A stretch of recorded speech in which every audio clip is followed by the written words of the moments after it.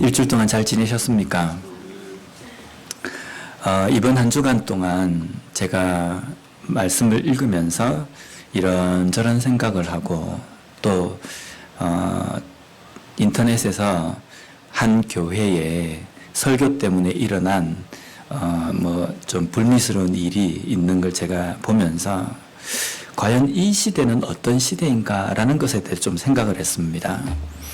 우리가 보통 종교의 자유가 있다라고 이야기를 하지 않습니까? 정말 미국에 종교의 자유가 있다고 생각하십니까? 이 시대는요, 기독교 아니면 다른 모든 것과 대적하는 시대입니다. 다른 종교의 자유, 그것에 대해서 인정하고 이야기를 하지만 정작 그리스도인으로 이 땅의 삶을 살아가는데 내 믿음의 신념으로 하나님의 말씀으로 내가 이 땅에 살아간다 라고 주장하면서 살면 제대로 살지 못하는 시대가 이 시대라는 겁니다. 동성애만을 예를 들어도 그렇습니다. 우리가 믿음의 신념으로 하나님의 말씀에 의하면 이것이 잘못된 것이라고 분명히 우리가 알고 있습니다. 그런데 잘못되었다는 것을 우리의 믿음을 가지고 말씀 가운데에서 잘못되었다고 말할 수 없는 시대가 이 시대라는 겁니다. 그래서 항상 교회 밖에 있는 이념, 생각들, 사고 이런 것들은 타겟이 그리스도인들에게 되어 있다는 겁니다. 그래서 우리가 이 땅의 삶을 살아갈 때에는 항상 두 가지의 선택의 기로에 서 있습니다. 내가 믿음을 선택할 것인가 아니면 세상과 타협할 것인가. 세상과 타협하면서 살아가는 것은요, 쉽게 이 세상을 살아갈 수 있습니다. 반대도 부딪히지도 않아도 되고 고민도 그렇게 많이 하지 않아도 됩니다. 내가 원하는 대로 세상에서 나를 받아주는 그러한 사고를 내가 인정하면서 수긍하면서 살아가면 됩니다. 그런데 예수 그리스도를 선택한다, 말씀을 내가 선택한다 라고 한다면 반드시 우리가 각오해야 될 것은 핍박과 고난이 따라오게 돼 있다는 겁니다. 이 시대가 그렇다는 겁니다. 과거의 우리 그리스도인들에게는 총칼로 위협을 했다고 한다면 지금은 세상과 타협할 것을 우리에게 끊임없이 요구하고 있다는 겁니다. 그러면 이 시대를 살아가는 그리스도인으로서 우리가 예수 그리스도를 선택한다는 것이 어떤 것이냐면요, 교회를 나온다는 것, 그것만을 이야기하는 것이 아니라는 겁니다. 예수 그리스도를 선택한다는 것은 교회를 나오는 것도 있지만 하나님의 말씀대로 목숨을 걸고 살아가는 것, 어떠한 일이 있다 할지라도 하나님의 말씀대로 살아가는 것, 그것이 포함되어 있다는 겁니다. 하나님의 말씀대로 살아간다는 것은요, 내 고집과 내 사고와 내 생각과 내 안위와 내 평안들을 내가 포기할 수 있는 각오가 되어 있는 것이 하나님의 말씀대로 예수 그리스도를 포기하지 않고 살아가겠습니다라고 결단하는 거기에 담겨 있는 내용이라는 겁니다. 그래서 우리가 이 시대를 살아갈 때에는 하나님을 포기하지 않고 예수 그리스도를 포기하지 않고 믿음으로 살아간다는 것이 어떤 것인지 정말 우리가 이런 표현을 좀 써서 죄송하지만 아주 좀 격하게 표현하면 정신을 차리고 살아가야 된다는 겁니다. 내가 목사이기 때문에 나는 말씀대로 살아간다. 결코 그렇지 않습니다. 말씀대로 살아가는 것처럼 착각하게 만드는 것이 이 시대라는 겁니다. 내가 오랜 시간 동안 교인으로 내가 살아왔기 때문에, 크리스찬으로 살아왔기 때문에 나는 잘 살아가고 있다, 그렇게 착각하도록 만드는 것이 이 시대의 그리스도인들을 넘어뜨리는 전략이라는 겁니다. 그래서 우리는 항상 서 있을 때 나는 잘 서 있다라고 생각되는 그 순간 혹시 내가 좌로나 우로나 치우치지 않는가라는 것을 깊이 생각해야 된다는 겁니다. 예수님께서 승천하시고 난 다음에 사도들을 통해서 복음이 소아시아 지역에 전파가 되었습니다. 예루살렘뿐만 아니라 사마리아와 땅끝까지 사도들의 그 복음의 희생으로 인하여서 복음이 확산이 되었습니다. 그래서 많은 사람들이 예수 그리스도를 믿게 되었습니다. 자, 예수 그리스도를 믿으면 좋은 일만 생겨야 되지 않습니까? 왜? 우리가 어릴 때부터 신앙생활하면서 예수 믿으면 복 받습니다 라는 소리를 많이 들었기 때문에 내가 예수 그리스도를 믿었으면 실패도 없고 좌절도 없고 외로움도 없고 육신의 아픔도 없고 항상 승승장구하며 살아가야 된다는 겁니다. 그런데 그렇지 않다는 겁니다.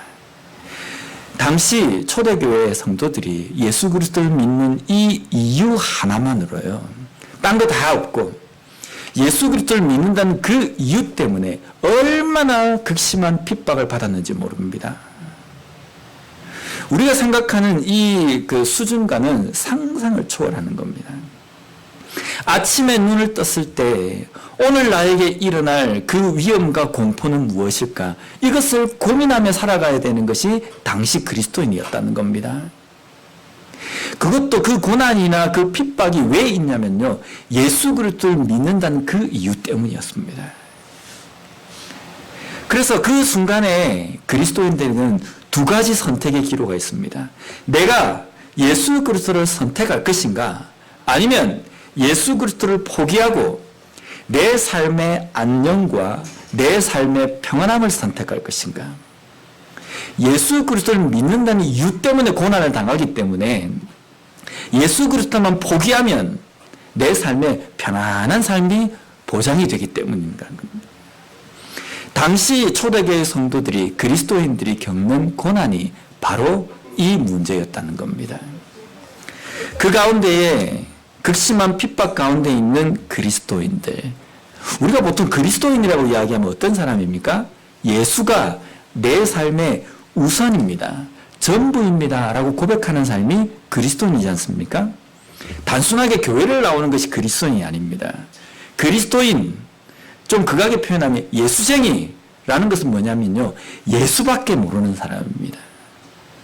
사도 바울이 들은 것처럼 예수에 미친 사람, 그 사람들이 그리스도인입니다.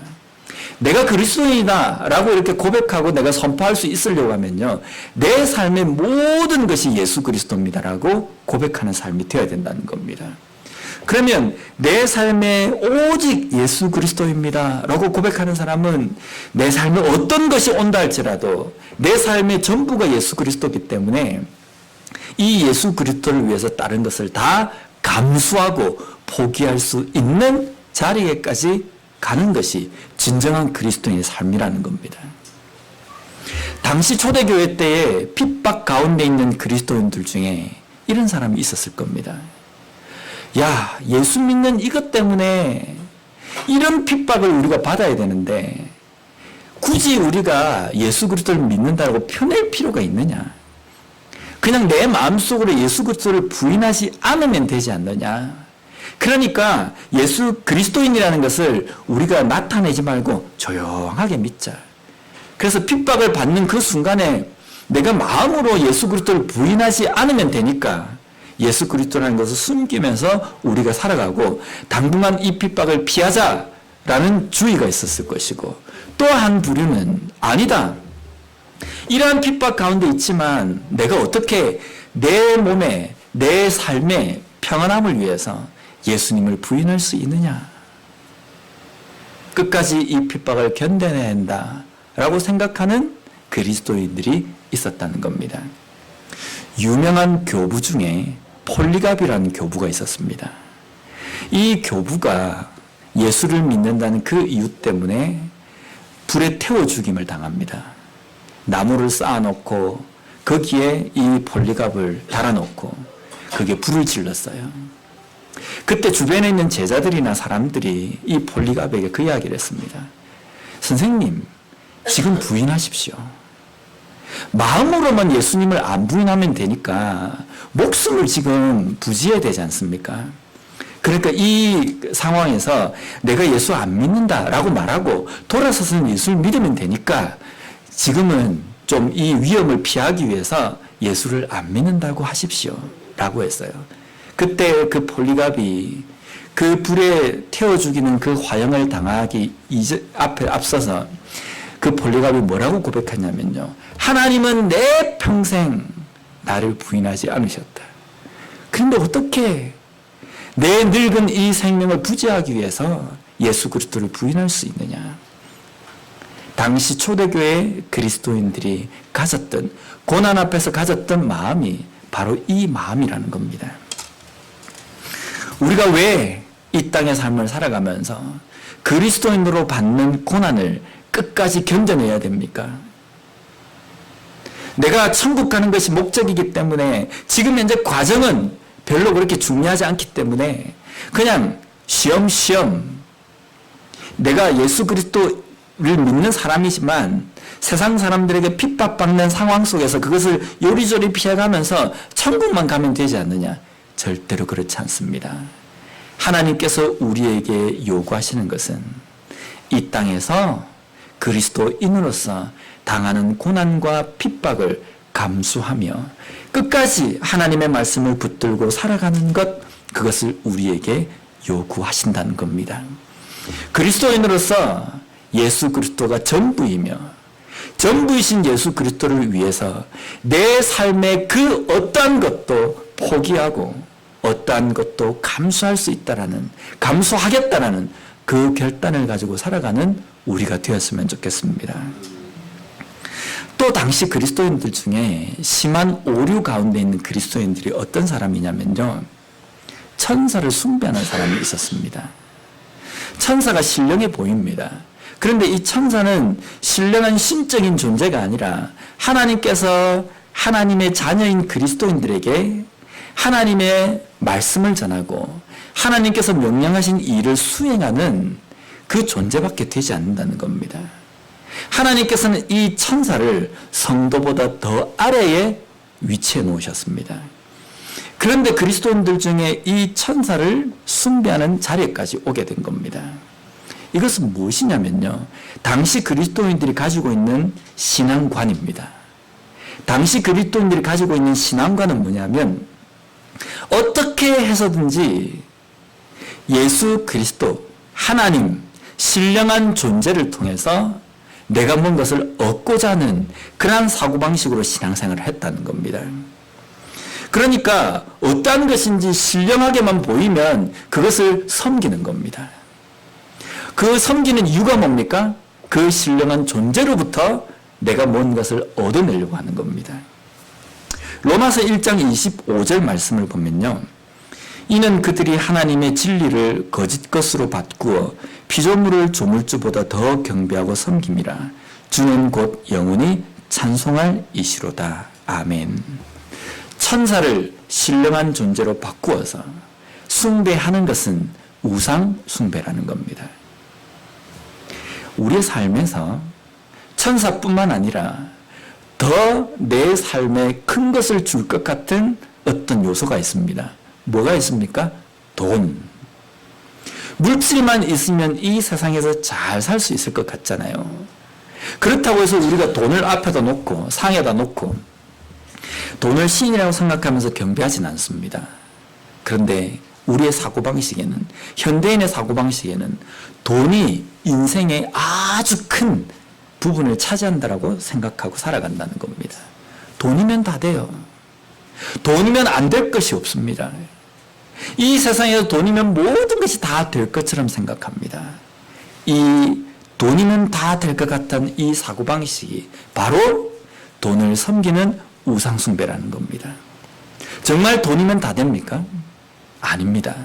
돈이면 다 되는 것이 아니라 하나님이 하셔야, 하나님께서 일을 진행하셔야 되는 겁니다.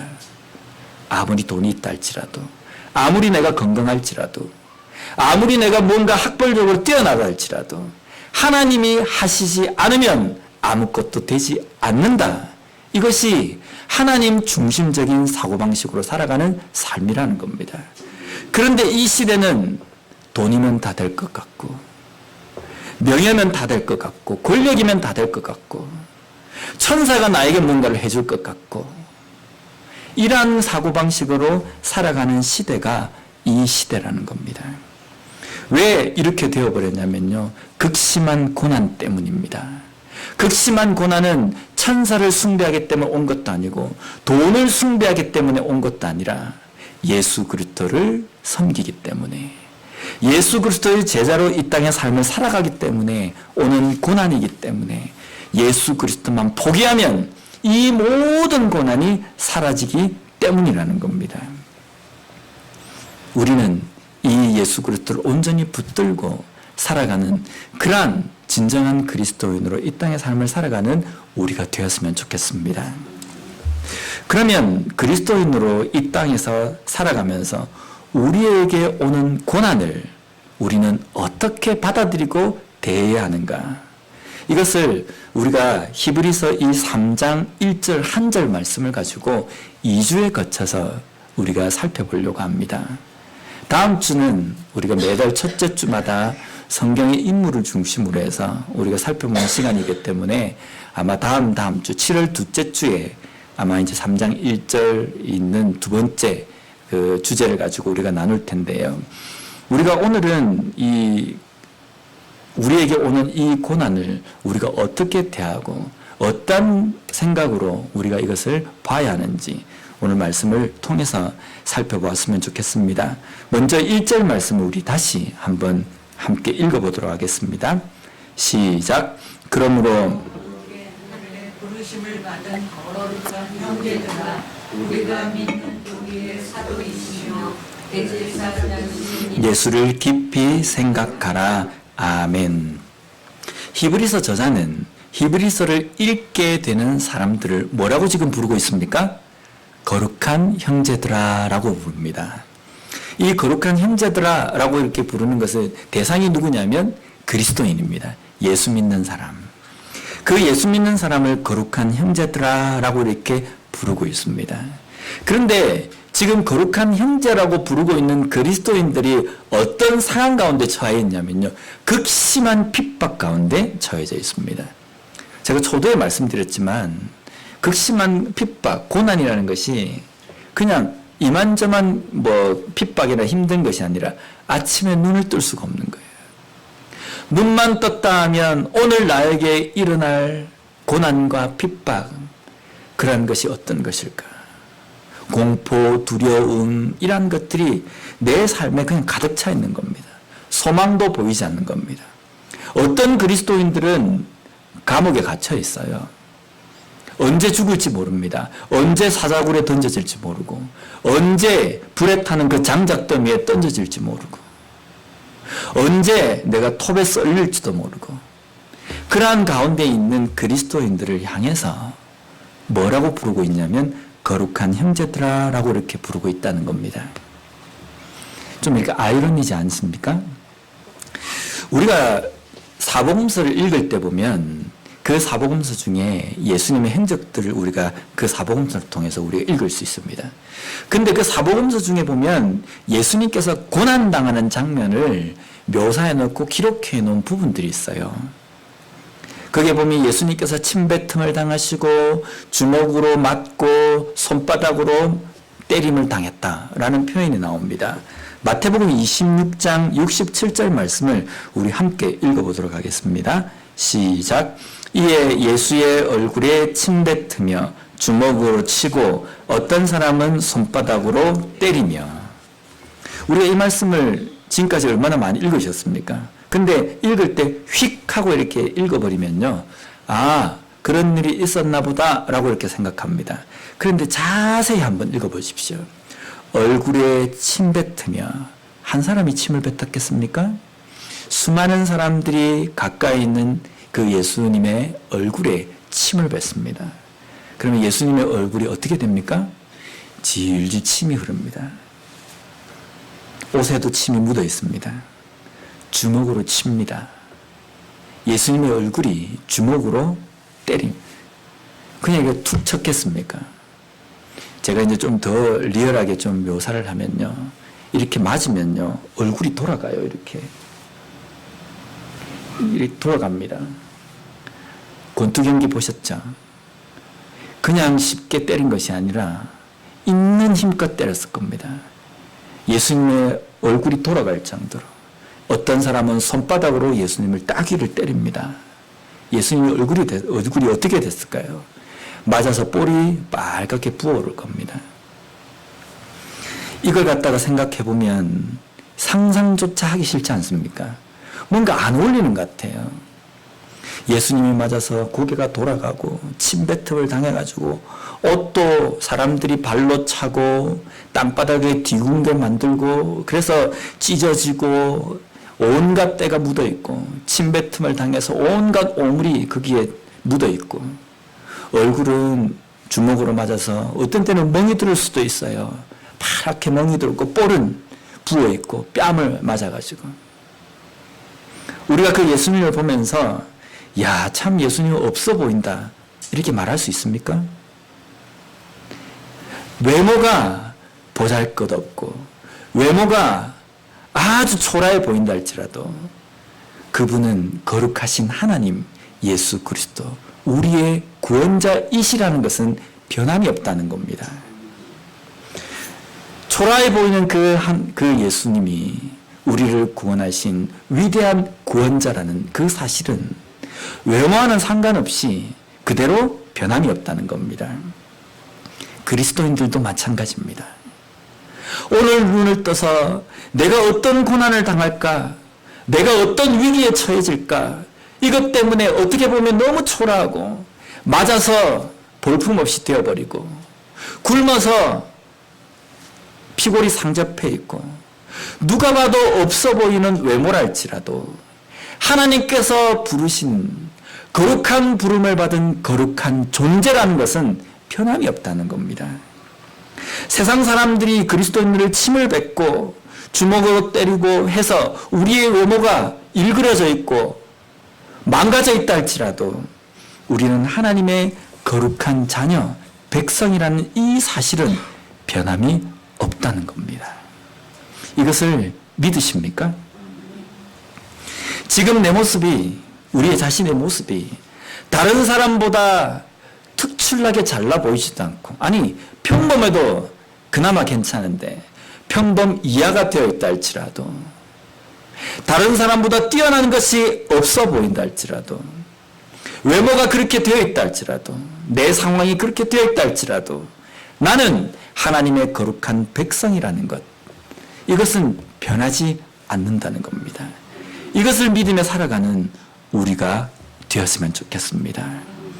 극심한 핍박 가운데 있는 그리스도인들이여, 당신들이 그 위험과 어려움과 핍박 때문에 하루하루 마음을 졸이면서 살아간다 할지라도, 나는 내 인생이 왜 이럴까라고 생각하며 살아간다 할지라도 당신들은 하나님의 거룩한 백성임을 잊지 마십시오 라고 오늘 지금 3장 1절에서 고난 가운데 있는 그리스도인들에게 선포하고 있다는 겁니다. 이 말씀은 곧 우리에게 하시는 말씀입니다. 외형적으로는 그렇게 뛰어나 보이지도 않아요. 외형적으로는 그렇게 다른 사람들을 능가할 만큼의 어떤 조건이 없어요. 그러나 하나님께서는 우리를 거룩한 백성, 나의 자녀라고 삼아주셨다는 이 사실은 변함이 없다는 겁니다. 이것 때문에 우리가 지금까지 살아온 거지 않습니까? 이 은혜 때문에 우리가 살아올 수 있었다는 것, 우리가 이것을 꼭 붙들며 살아갔으면 좋겠습니다. 그런데 우리가 어떻게 이런 거룩한 백성이 되었는가? 1절 말씀을 다시 한번 보면요, 거룩한 형제들 앞에 보면 뭐라고 수식어가 붙어 있냐면 하늘의 부르심을 받은 거룩한 형제들, 하늘의 부르심을 받았습니다. 여기에 부르심이라고 번역된 헬라어 단어는 클레세오스라는 단어입니다. 이것은 원래 부름, 초대, 이것을 나타낼 때 이 단어를 씁니다. 그런데 당시 헬라어 문화권에서는 이 단어를 부름 초대인데 어떤 경우에 이것을 사용하냐면 왕의 부르심을 받을 때 이 단어를 사용했습니다. 또 신의 부름을 받았다라고 표현할 때 이 단어를 씁니다. 히브리서에 하늘의 부르심을 받은 거룩한 성도여라고 이야기할 때 하늘, 하나님의 부르심을 받은 거룩한 성도여라는 겁니다. 다른 사람의 부름을 받은 것도, 뭐 특별한 권력 가운데 있는 사람의 부름을 받은 것도 이렇게 자부심이 대단한데, 하나님의 부르심을 받은 성도라는 것은 이거는 어마어마하게 큰 은혜라는 겁니다. 제가 어릴 때, 우리 초등학교 때 보면 그 수업 시간에 선생님이 이제 학생들 중에 한 명을 부릅니다. 그리고 뭐라고 이야기하냐면, 뭐 3반에 가서 선생님한테 이걸 좀 전해드려라. 그래서 이제 그 전해라고 하는 그 서류를 가지고 3반으로 갑니다. 갈 때 어떤 마음이 들었냐면요. 그때 선생님이 자, 누구를 보낼까? 이럴 때 나를 좀 보냈으면 좋겠다는 생각이 드는 거예요. 뭐 모든 친구들이 다 그랬습니다. 왜냐하면 선생님의 부름을 받고 수업 시간에 다른 반 교실을 놓고 하는 것이 이게 어마어마하게 큰 특권처럼 이렇게 느껴졌습니다. 그래서 똑똑똑 문을 두드리고 선생님이 심부름 보낸 그 반에 들어가서 그 선생님한테 그 서류를 전달할 때 앉아있는 학생들이 쳐다보잖아요. 그러면요, 어깨가 이렇게 막 힘이 막 들어가는 겁니다. 제가 이 걸어 하늘의 부르심을 받았다라는 이 단어를 생각하며 묵상하면서 보니까 초등학교 때 그게 생각이 나는 겁니다. 근데 저는요, 1학년부터 6학년까지 딱 한 번 그렇게 한 번 간 적이 있어요. 선생님이 시킬 때 아무나 안 시킵니다. 좀 빠릿빠릿해 보이고 좀 똑똑하고 선생님이 인정을 받은 사람 친구를 시키거든요. 그러니까 그때 선생님의 그 부르심을 받을 때 부르심을 받고 그 반으로 향해서 갈 때 보면요, 이 뭔가 내가 큰 사람이 된 것처럼 그런 느낌을 가졌던 그 기억이 나는 겁니다. 거룩한 형제들아 라고 이야기할 때 그 거룩한 형제들은 누구의 부름을 받았냐면 하나님의 부르심, 하늘의 부르심을 받았다는 겁니다. 하늘의 부르심을 받았다는 것은 두 가지의 의미로 우리가 해석할 수 있습니다. 첫 번째는 이 부르심은 하나님의 부르심이기 때문에 하나님의 절대적인 주권으로 우리를 부르셨다는 겁니다. 야, 저거 내가 좀 선택할 만하네. 저거는 좀 뭔가 나에게 좀 잘 보이고 있구나. 저건 좀 나에게 한계 많구나. 그래서 우리를 부르신 것이 아니라 하나님의 절대적인 주권, 부를 상대를 생각하지 않고 하나님의 생각, 하나님의 주권으로 부르셨다는 겁니다. 이게 얼마나 다행입니까? 만약에 하나님께서 조건을 보고 우리를 부르셨다고 한다면 우리의 순서는 아마 저 꼴찌에 있을 겁니다. 제 예를 들면 키도 작죠. 생긴 것도 이렇게 특출나지도 못하고, 그렇다 똑똑하긴 하나 똑똑하지도 못하고. 근데 이 모든 조건을 다 가리시고 하나님의 절대 주권으로 우리를 부르셨다라는 것이 바로 이 말씀에 담겨 있는 뜻입니다. 두 번째는 이 부르심에 하나님의 절대적인 주권으로 부르신 것이기 때문에 이 부르심에 내가 응할 것이냐 아니면 거부할 것이냐는 이 권한이 우리에게 없다는 겁니다. 왕의 부르심을 받을 때에 백성이 거부할 수 있습니까? 나는 왕의 부르심을 받지 않겠습니다. 사람이 우리를 초청할 때 그 초대에 대해서 거부할 수 있거나 그럴 수 있습니다. 근데 왕이 우리를 부를 때에는 백성은 거부할 권한이 없어요. 그죠? 하나님이 우리를 부르셨다는 것은 이 부르심에 내가 yes 할 것이냐 no 할 것이냐는 권력, 그 권한이 우리에게 절대 없다는 겁니다. 우리는 부르셨기 때문에 그대로 딸려가는 것. 이것을 신학적인 용어로 뭐라 그러냐면 불가항력적 은혜라고 이야기합니다. 불가항력적 은혜라는 것은 내가 거기에 저항할 수 없다는 겁니다. 내가 거기에 저항할 수 없다는 것은 하나님께서 나를 부르신 그 부르심에는 결코 후회하심이 없다라는 겁니다. 하나님이 우리를 구원자로 부르시고 구원해 주시고 우리를 하나님의 자녀로 부르신 그것은 하나님의 절대적인 주권이고 하나님의 은혜이기 때문에 그 부르심에는 후회하심이나 취소됨이나 다시 돌리는 것도 없다는 겁니다. 그래서 로마서 11장 29절 말씀에 이렇게 말씀하십니다. 우리 함께 읽어보도록 하겠습니다. 시작. 하나님의 은사와 부르심에는 후회하심이 없느니라. 아멘. 이것을 믿으십니까? 하나님께서 우리를 부르신 것은 내 조건 때문에, 내가 가지고 있는 소양 때문에, 내 외모 때문에 부르신 것이 아니라 하나님의 절대적인 주권, 기쁘신 뜻에 우리를 부르셨기 때문에 나에게 뭔가 부족해지고 내가 어떤 것이 사라진다 할지라도 하나님은 우리를 부르신 그 부르심을 취소하시지 않으신다는 겁니다. 내가 어떤 위치에 있을 때 나를 부르셨다고 한다면 그 위치를 잃어버린다 할지라도 하나님은 우리를 부르신 그 부르심을 취소하시지 않는다는 겁니다. 그렇기 때문에 우리가 그리스도인 된 것으로 인하여서 고난, 핍박, 멸시, 조롱받는 것을 두려워할 필요가 없다는 겁니다. 하나님이 우리를 부르셔서 우리를 붙들고 계시기 때문에 하나님께서는 우리와 함께 하시기 때문에 어떤 조랑, 어떤 핍박, 어떤 고난 가운데서도 우리는 당당할 수 있는 이유가 있다는 겁니다. 또 한 가지 우리가 두려워하지 않아도 되는 이유가 오늘 본문 말씀에 있습니다. 함께라는 단어입니다. 함께 부르심을 입었다라는 표현이 있잖아요. 근데 이 함께 입은이라고 해석된 이 단어는 헬라어로 모토코이라는 단어입니다. 이것은 함께 나누는 자, 동참하는 자, 동력자입니다. 우리가 힘들고 어려울 때마다 이런 생각하잖아요. 왜 나에게만? 왜 내게만 이런 일이 일어나는가? 제가 이번 주에 새벽기도를 끝나고 집으로 가면서 제 아내에게 그런 이야기를 했습니다. 난 요즘 기도하다가 하나님 앞에 어떤 때는 좀 원망 섞인 그런 기도를 할 때가 있다.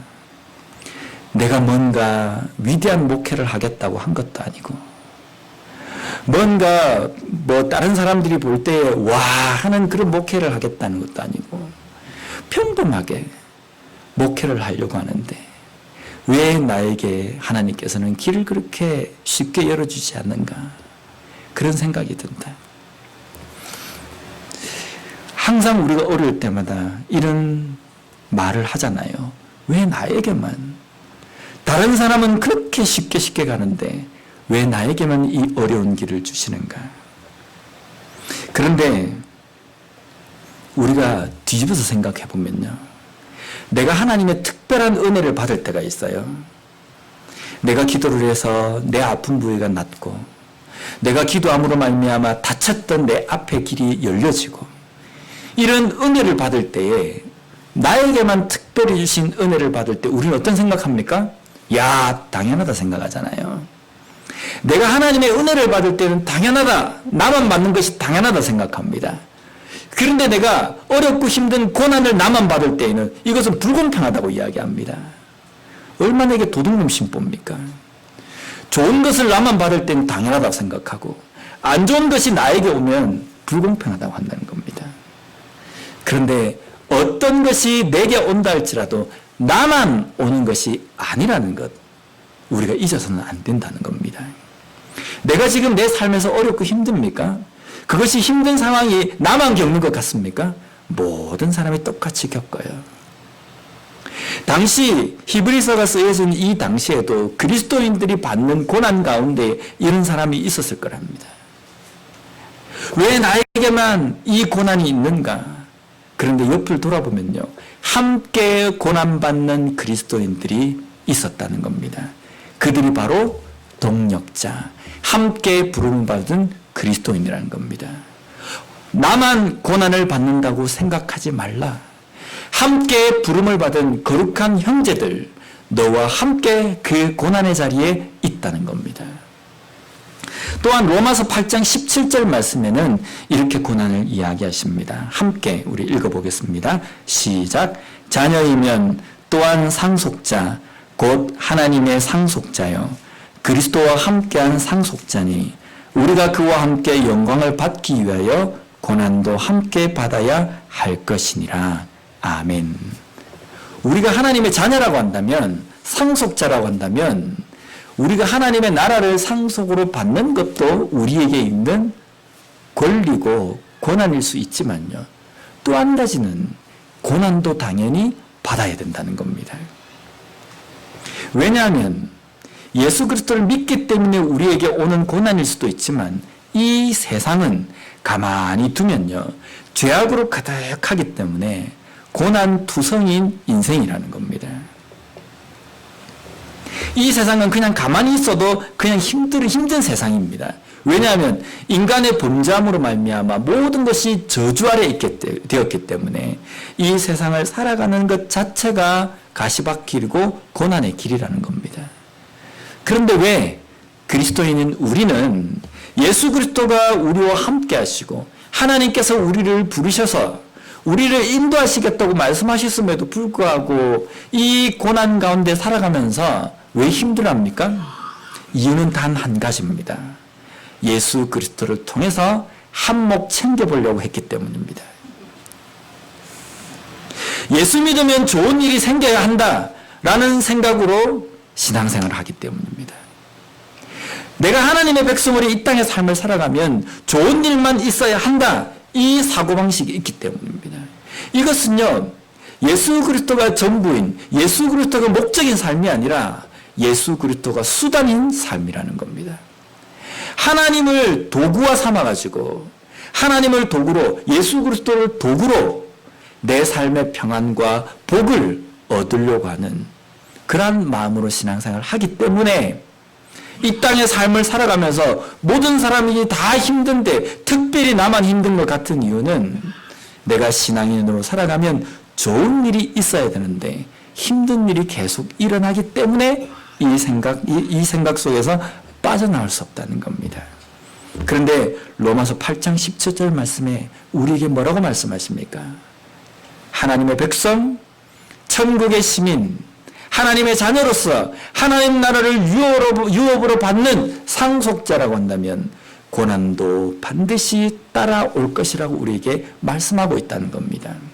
그러면 내 삶에서 신앙인이기 때문에 받는 고난, 어려움을 겪지 않고 있다고 한다면 이건 문제인 겁니다. 분명히 신앙생활, 예수 그리스도를 쫓아가는 온전한 신앙인으로서 이 땅의 삶을 살아가면요, 어려울 수밖에 없다는 겁니다. 왜냐하면 내가 포기해야 될 것도 많고, 죽여야 될 것도 많고, 버려야 될 것도 많고, 안 해야 될 것도 많고, 이런 것들이 너무 많기 때문에 때로는 세상 사람들이 그것을 받아들이지 않는다 할지라도 하나님의 말씀대로 살아가기 위해서 그것을 선포하며 나가야 되니까 다른 사람들에게 조롱받기도 하고 때로는 다른 사람들이 나를 무시하기도 하고 비난하기도 한다는 겁니다. 그 고난을 받을 때 우리는 어떻게 해야 됩니까? 베드로전서 4장 12절과 13절 말씀에 이렇게 말씀하고 있습니다. 우리 함께 읽어보도록 하겠습니다. 시작. 사랑하는 자들아, 너희를 연단하려고 오는 불시험을 이상한 일 당하는 것 같이 이상히 여기지 말고 오히려 너희가 그리스도의 고난에 참여하는 것으로 즐거워하라. 이는 그의 영광을 나타내실 때에 너희로 즐거워하고 기뻐하게 하려 함이라. 아멘. 고난, 시험이 오는 것을 어떻게 하라고 말씀하십니까? 기뻐하라는 겁니다. 왜 기뻐하는 겁니까? 영광을 받기 위한 지금 통로를 내가 걸어가고 있기 때문입니다. 하나님께서 우리에게 주실 그 영광의 그 목적지를 향해서 가는 동안에 이 고난이라는 통로를 반드시 통과해야 하는데 지금 그것을 통과하고 있기 때문에 오히려 기뻐하라는 겁니다. 또한 예수 그리스도의 고난에 참여하는 진정한 그리스도인으로 삶을 살아가고 있는 증거이기 때문에 기뻐하라는 겁니다. 지금 각자의 삶 속에서 우리 모두의 삶 속에서 어떤 생각으로 삶을 살아가십니까? 왜 나만 이렇게 힘들지? 왜 나만 이렇게 어려워야 할까? 왜 나만 이렇게 불이익을 당해야 할까? 왜 나만 이렇게 아픔 때문에 괴로워해야 될까? 이런 생각을 하고 계십니까? 그런 가운데서 혹시 그 생각을 가지고 있는 이유가 내가 예수 믿는 사람이라고 한다면, 하나님께서 나와 함께 하신다고 한다면 나에게 좋은 일만 있어야 되는데 라는 생각 때문이지 않습니까? 그런데 예수님께서 함께 하시는 삶은요, 주님과 동행하는 삶은요, 십자가의 길을 걸어가는 삶은요, 예수 그리스도의 제자로서 사는 삶은요, 반드시 핍박과 고난과 어려움과 조롱이 뒤따르는 삶이라는 것을 우리가 잊지 말아야 합니다.